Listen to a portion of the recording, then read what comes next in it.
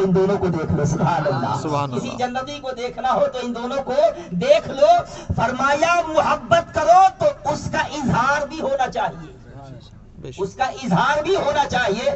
ہم نبی سے محبت کرتے ہیں تو اس کا بھی اظہار ہونا چاہیے. سبحان اللہ. یہ معلوم ہونا چاہیے ہم نبی کے دیوانے ہیں, نبی کے چاہنے والے ہیں, نبی سے عشق کرنے والے ہیں, نبی کے نام پہ اپنے جان مان تن من دھن کی قربانی دینے والے ہیں. اس کا اظہار کب ہوگا؟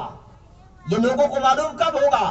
جب ہمارے گھر میں بھی میلاد مصطفیٰ کے نام پہ لائٹیں لگیں گے. سبحان اللہ. جھنڈے لگیں گے, ان کے نام کا چرچا ہوگا, میلاد مصطفیٰ منائیں گے, تب ہمیں معلوم ہوگا اور جہاں والوں کو معلوم ہوگا یہ ماہ مبارک, یہ ماہ نور جو مہینہ ہمارے سامنے سے گزر رہا ہے, یہ کوئی اور مہینہ نہیں, میرے نبی کے میلاد کا مہینہ ہے. اس لیے ہم نے پھلجھڑیاں لگا رکھی ہے, ہم نے لائٹنگ لگا رکھے ہیں, ہم نے جھنڈے لگا رکھے ہیں. اے لوگوں, یہ ہمارا شعار بھی ہے, ہماری پہچان بھی ہے اور ہمارے عشق کا اظہار بھی ہے. سبحان اللہ. نعرے تکبیر, اللہ اکبر, نعرے رسالت, یا رسول اللہ, جشن عید میلاد النبی زندہ آباد, سرکار کی آمد, مرحبا, مسلک اعلیٰ حضرت زندہ آباد. ہم کو زندگی میں یہ کام کرتے رہنا چاہیے, میلاد مصطفیٰ مناتے رہنا چاہیے. سال میں ایک مرتبہ تو ضروری اور لازم سمجھ لیں. کیوں؟ اس لیے کہ نہ طاعت پر, نہ تقویٰ پر, نہ زہد و اتقاء پر ہے.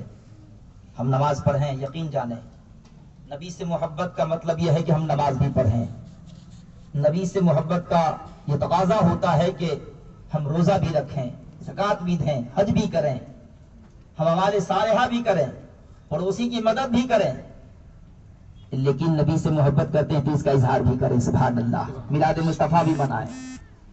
ماہ مبارک ہے, نبی کی آمد کا مہینہ ہے. یہ میلاد مصطفیٰ اگر تشریف نہ لاتے, اللہ تبارک و تعالیٰ کا فرمان ہے,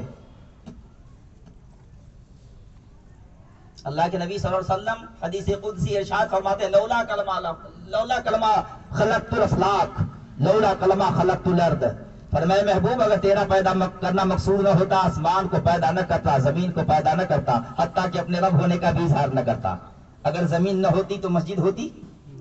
سب بولیں, اگر زمین نہ ہوتی تو مسجد ہوتی, اور جب مسجد نہ ہوتی تو مسلمان ہوتے.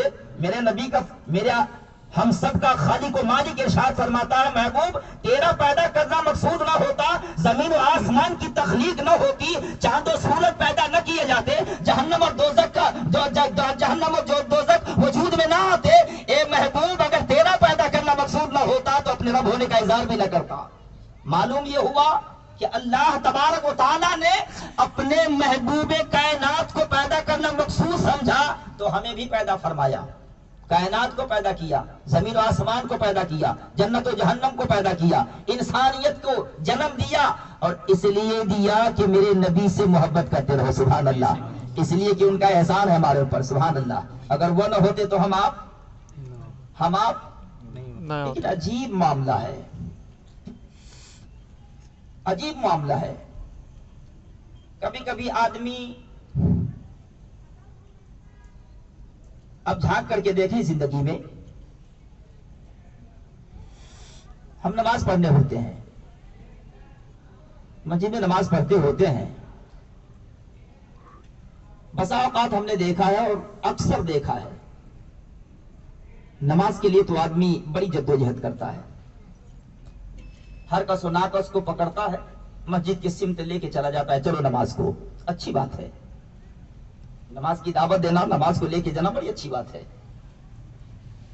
لیکن نماز پڑھنے کے لیے ایک بندہ جب جاتا ہے, نماز سے پہلے جب نماز پڑھتا تھا, گاؤں گاؤں گھومنے سے پہلے جب نماز پڑھتا تھا, تو نماز کے بعد مدینۃ الرسول کے طرف رک کر کے درود و سلام بھی پڑھتا تھا. سبحان اللہ. سبحان اللہ. لیکن میں نے دیکھا ہے بہت سارے لوگ, بہت سارے نوجوان جب گروپ کے ساتھ اپنا شہر چھوڑ کے دوسرے شہر میں جاتا ہے, اپنا گاؤں چھوڑ کے دوسرے گاؤں میں جاتا ہے, اور کچھ دن کچھ ایام گزار کے جب آتا ہے, تو جو نماز پڑھ کر کے سلام پڑھتا تھا, جو نماز پڑھ کے مدینۃ الرسول گنبد خضرا کی طرف رک کر کے درود پڑھتا تھا, وہ آتے ہی سلام نہ دارت, درود نہ دارت, فاتحہ نہ دارت.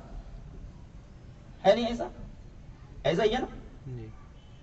نماز کی دعوت دینا یہ غلط نہیں ہے، ضروری ہے کہ اس کی دعوت دی جائے، لیکن ضروری یہ بھی ہے کہ نماز جس کے صدقے میں قبول ہوتی ہے وہ کام بھی کیا جائے۔ بے شک۔ آپ نماز پڑھیں، میں اس ادارے میں بھی پڑھ کے آیا ہوں جس ادارے میں سختی سے سلام پڑھنے پہ منع کیا جاتا ہے، سختی سے منع کیا جاتا ہے۔ الجامعۃ السلفیہ بنارس میں پڑھا ہوں، اہل حدیث کا مدرسہ ہے یہ، دیوبندیوں کے یہاں بھی پڑھا ہوں، اور اب ماشاءاللہ سنیوں میں ہوں، سبحان اللہ، سبحان اللہ۔ 26 سال سے آپ کے اس شہر عزیز میں ہوں۔ آپ بتائیں، دل پہ ہاتھ رکھیں اور بتائیں، اور صبح کی سفیدی جب نمودار ہو اور آپ سے کوئی سوال کرے تو ان سے پوچھ لیجیے، آپ سلام پڑھنا، آپ مسجد میں جائیں نماز پڑھیں، نماز کے بعد سلام پڑھیں، تو نماز کے بعد سلام سے روکنے والے بہت سے لوگ ہوں گے کہ نہیں ہوں گے؟ بہت ساری مسجدوں میں نہیں پڑھنے دیا جاتا ہے، امام صاحب بھی نہیں پڑھتے ہیں، مقتدی صاحب کو پڑھنے میں دیا جاتا، تو ان سے پوچھیں جو کام نماز میں جائز ہے وہ کام نماز کے باہر جائز ہے یا نہیں ہے؟ بے شک جائز ہے۔ نماز میں قرآن پڑھنا جائز ہے، بغیر پڑھے تو نماز ہی نہیں ہوگی۔ نماز میں فاتحہ پڑھنا، فاتحہ نام ہے بھائی ایک سورت کا، قرآن پاک میں ایک سورت ہے، اس کا نام ہے سورہ چھوڑ دیجئے، فاتحہ پڑھیں تبھی چلے گا۔ مطلب میرا نام الیاس واسطی ہے، الیاس نہ کہیں واسطی کہیں تب بھی میں ہی مراد لوں گا، اور واسطی نہ کہیں الیاس کہیں تب بھی میں ہی مراد لوں گا، لیکن لفظ واسطی کہنے سے مختص ہو جاتا ہے۔ پھر یہ پتلی دبلی باڈی، پھر یہ صورت، پھر یہ ہمارا لوگوں کے سامنے چہرہ اور میرا انداز، سب لوگ کہتے ہیں ہاں وہی مولانا ہے۔